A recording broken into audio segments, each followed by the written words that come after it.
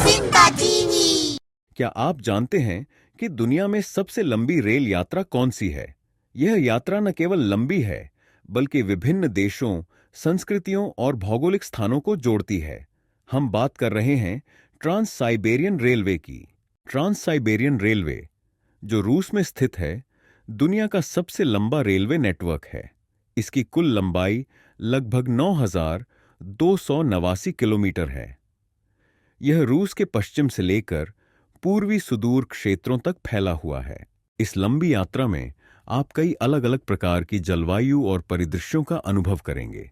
रूस के गहरे जंगलों से लेकर बर्फीले पहाड़ों तक हर कदम पर एक नई दुनिया का सामना होता है।